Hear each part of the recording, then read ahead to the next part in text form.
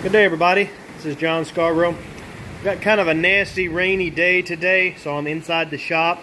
I figured I'd do a little bit of work on this bearing. This is a seized up bearing right here. It's just completely seized up. I believe it's probably about a 2500 capacity. I'm not exactly sure. I haven't looked at it. Anyway, I just figured I'd kind of dig into this. I put a pretty in-depth video online right now already about me working on bearings, getting into real detail. So go back and check that one out. If you haven't seen it, it goes into some really good maintenance. What I didn't show was taking care of one of these bearings, the regular maintenance of one of these without a grease zerk. So this one, I don't think it has a grease zerk. I don't think it's the same style. So I'll get into that and kind of show it to you with this one.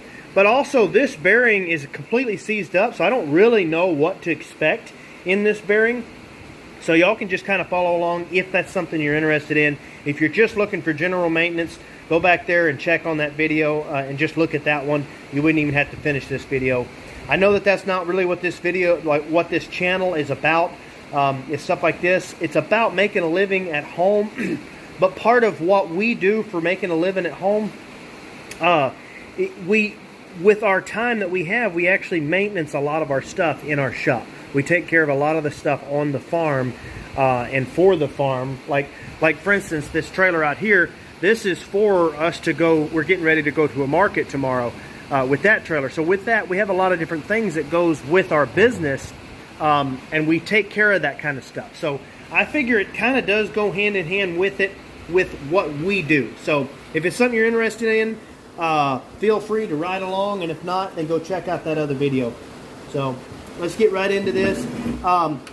This is about all you're really going to need for most maintenance right here. I'm going to open this up to where y'all can get view. Yeah, there you go. I think you can see better with that. I'm experimenting with this tripod still, guys. But these are about all the tools you're going to need. This right here, big screwdriver, little screwdriver. For this right here, probably only need the little screwdriver. And then a little hammer like that is about all you need. I mean, really, that hammer right there is probably heavy enough right there to do the whole job. So this right here, see, there we go. That one just comes right off. A lot of times, I don't even want to strike this with a hammer without trying to see if I can get it off with a screwdriver, because people will really bang these up and hurt them. And you can tell that's got an awful lot of rust in there. If you could pick that up with the camera, that has just been neglected for a while. Let me check this right here. So where this bearing was, oh wow, somebody's got a welding rod in here holding that together. That's a welder for you. A welder will put, I didn't do this by the way, but a welder will put a welding rod anywhere. If it can be done with a welding rod, they're going to do it with a welding rod. And that works fine. That's all you need in this scenario is a welding rod. So let's see if we can get the bend out of there. What this was, I bought this when I bought my first welding truck. This was on it, and the welder that had built it, he had actually took these bearings, and you can tell he welded all of this to the back here, and he made his roll-ups for his leads out of these bearings right here. And bearings actually work pretty good for that because they're a really tight connection. I'm not saying that it's the best thing to do, but honestly, a lot of welders do it, and it just doesn't seem to be a problem.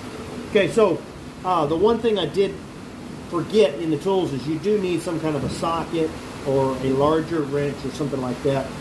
In this case, I'm probably just going to grab my socket set real quick.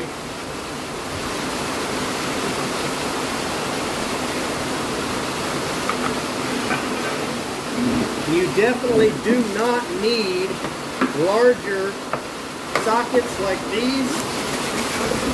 This is just typically what I use because it's the easiest. You know, it's already got a nice long ratchet, it's got a breakover bar. Typically this should be loose, but in this scenario it's fairly tight. And like I said, this is seized up. And I'm hollering, guys, because I don't know if you can hear me or not, because the rain is really starting to pick up.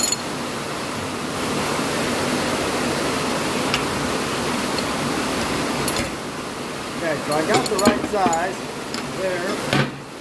Go ahead ahead and pull these out of the way.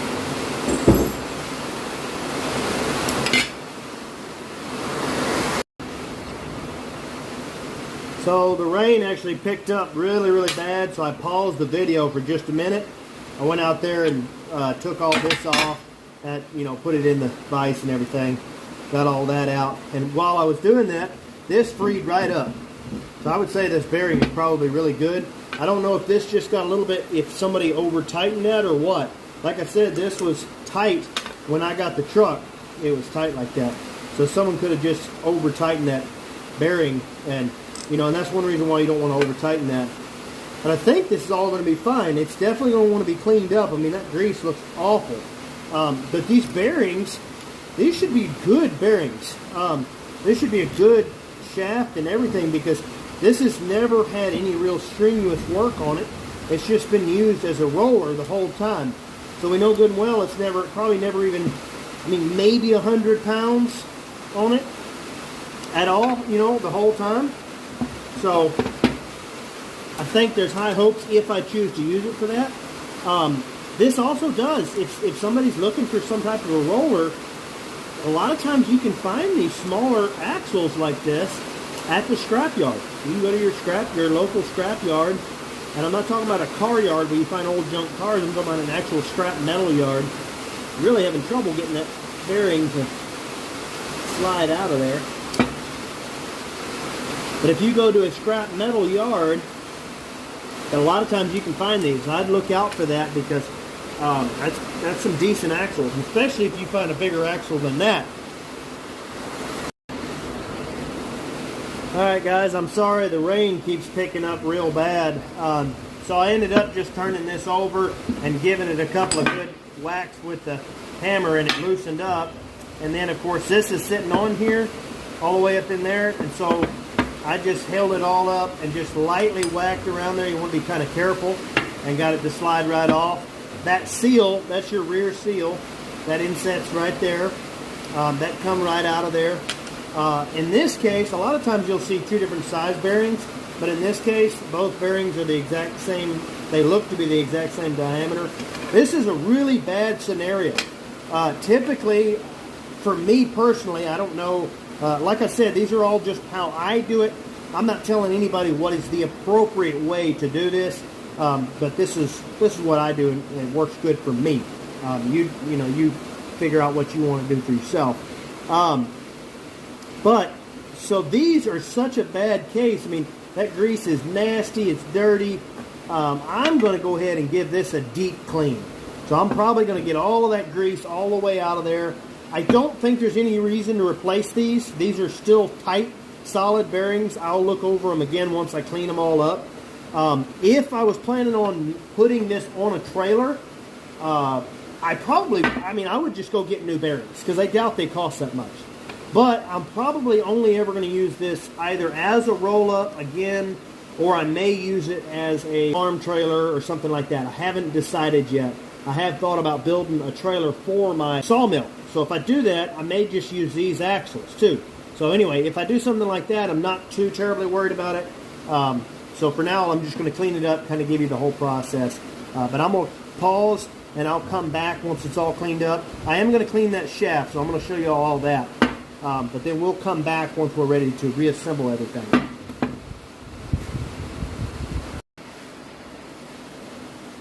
Alright guys, so I got this all mounted in a vise here, and I've got my other stuff, the bearings and everything. I've got that soaking in a chemical solution to clean all of that.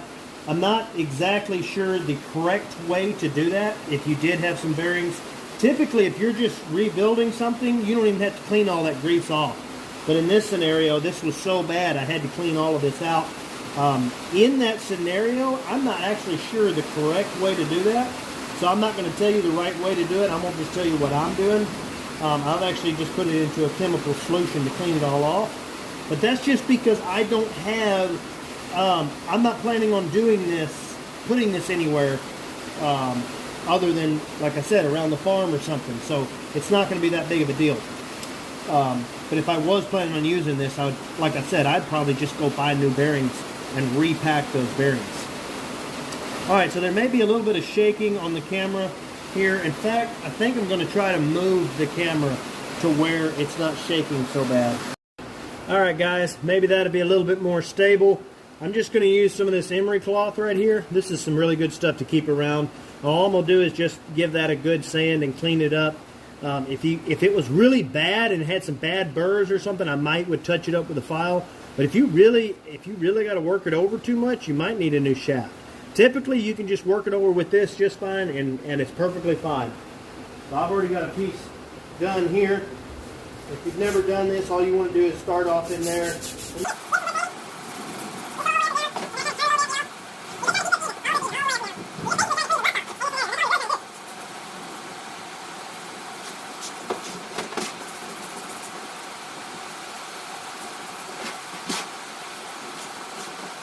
You can tell I'm spending just a little bit more time on my bad area, but then I'm taking time to go back and forth over it all and smooth it all back out.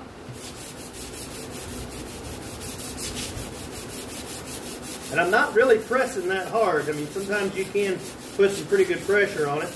And this being such a fine grit, it starts to kind of get wore out pretty quick. So you might need to get yourself some more.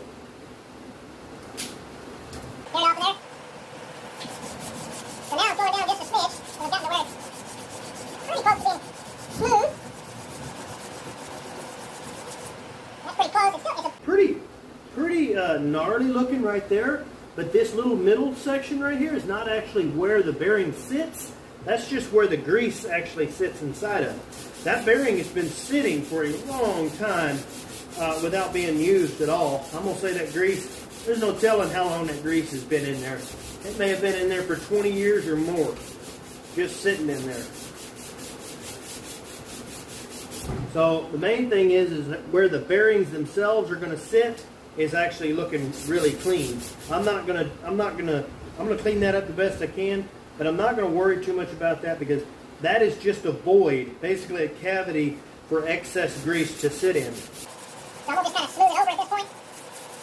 Just kind of give it a little bit of like cross hatches. Trying to make sure it's good and even, smooth. Take the rag, wipe it off good.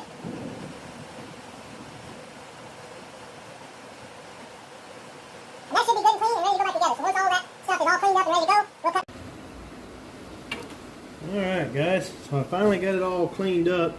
These bearings, of course, they still got permanent discoloration on them, but they still move just fine. Everything seems to be just fine, so I'm going to go ahead and use these old bearings. Like I said, if I was planning on using this in a trailer that I was hauling down the highway, I would just buy new bearings, and I'd buy new seals and everything else. But when you're getting ready to do a farm project or something just around the farm or something, or even like roll-ups or something, you can get a lot of good out of things like this for really cheap price. So anyway, so I'm not afraid to use that since we're only going to be going like maybe 10 miles an hour pulling it with a four-wheeler if we ever do something with it. Or I mean, if it's my wife, it might be 50 miles an hour, but no, I'm just kidding about that. But anyway, so what I did was I actually put that in a chemical solution. I probably used the wrong chemical solution, so if you get ready to clean that, typically you're not going to have to clean these, but if you do, you might want to look into what you need to. But make sure you clean it all off. But then I found that using a air compressor, make sure you use safety glasses for sure, seriously, because that will splash back and hit you in the eye. But using an air compressor was a really good way to clean that all out, and even inside of here, get that all cleaned up. So anyway, all we're going to do is we're going to get just a little bit of grease on there. We don't want just too much. You don't want to over grease it. You don't want it to just be a mess because you're going to fill that whole thing with grease anyway. But you want to slick everything up basically, and that just helps you to slide everything on and keep from damaging anything. So that's what we're going to do. We're going to go ahead and drop that in. So I'm going to put a little bit of grease on this, and actually we need to pack these bearings. I completely forgot all about that. So I'm going to pause the video because y'all can go and check out my other video, and I've got a place on there where you can see how to pack a bearing. Psych, I'm just kidding. I'm going to make y'all suffer through and watch me pack these bearings. I will say this: make sure you change your gloves if you were touching the chemical solution.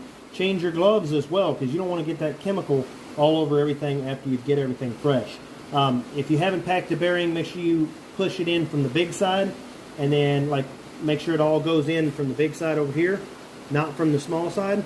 And then you just start pushing it in, forcing all of that grease in. It's not really all that difficult.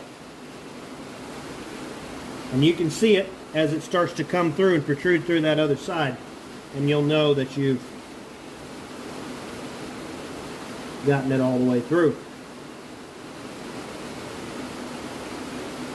And you'll get just a little bit messy, but it's not too bad.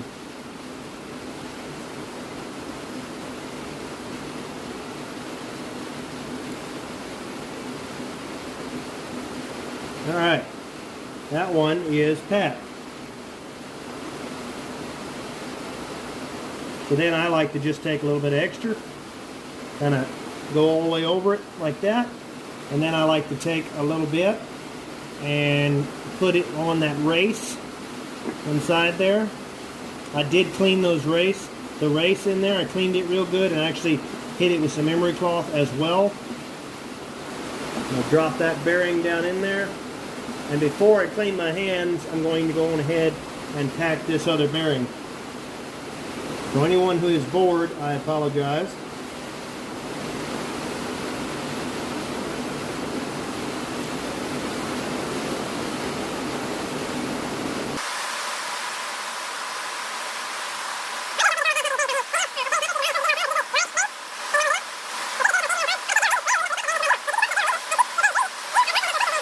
Okay, we are good to go there. I'm going to go ahead and set that one to the side because that one goes up top. So now, this is where I don't want terribly nasty hands, so I'm just going to lightly knock off some of that. Don't want to waste too much time here.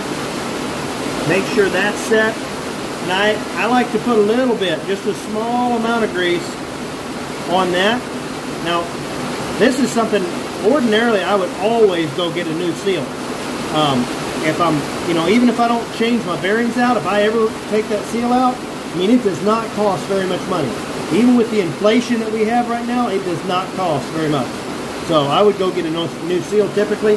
But like I said, for what we're doing here, there really, truly is just no reason to. Okay? So we're going to set that down inside there pretty good.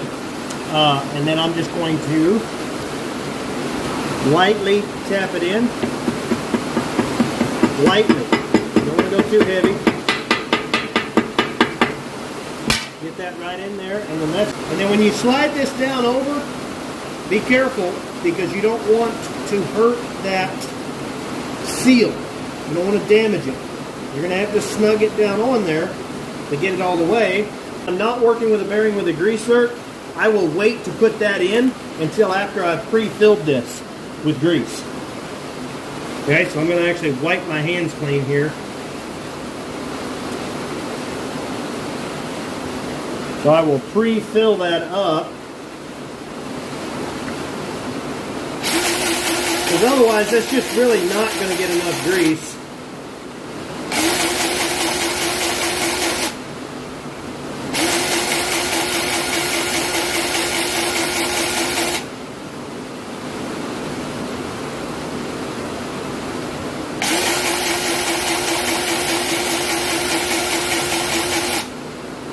Make sure you turn it. Don't just pump it all in one spot or even go around pumping it in, because the turning of it really works it in all the way down in there.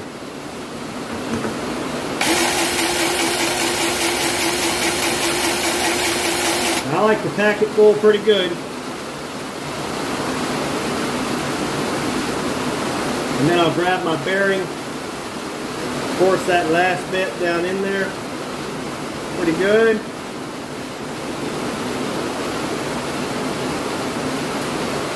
There we go. That's perfect. Put my washer on.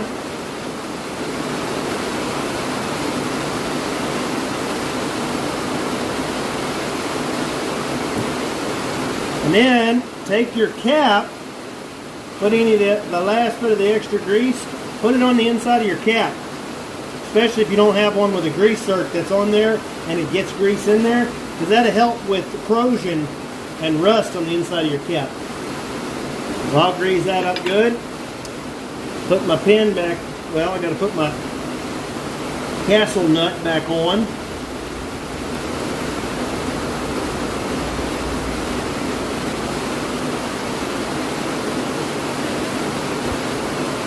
Always keep rags close because you're going to get a little bit nasty.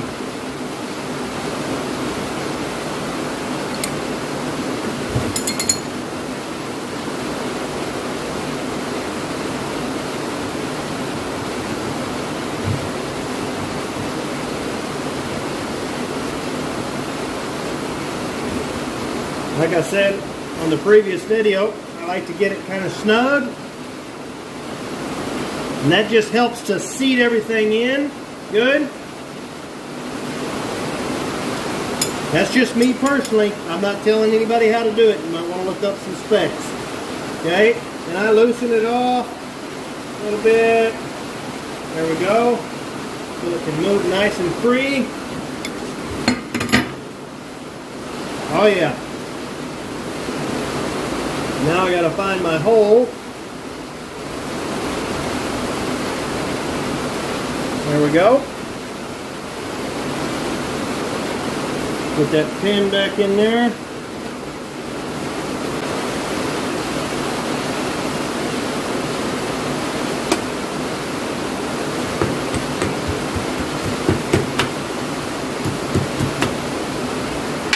All right. And that just about wraps it up. Just take your cap, lightly set it down over it just like that. And just lightly tap it in. And you can, could you tell the difference in the sound? That's how you know you're bottomed out. That's good. So we took an old bearing, probably started out its life in a scrapyard, then spent forever on a trailer, actually got seized up, and now we're going to be able to get that bearing. I mean, I didn't spend anything on that. That was given to me because it was assumed it was junk. And we're able to take that and now use it around the farm. So that's how we're able to get projects on the farm for a lot better price. Anyway, guys, don't forget to like and subscribe as always.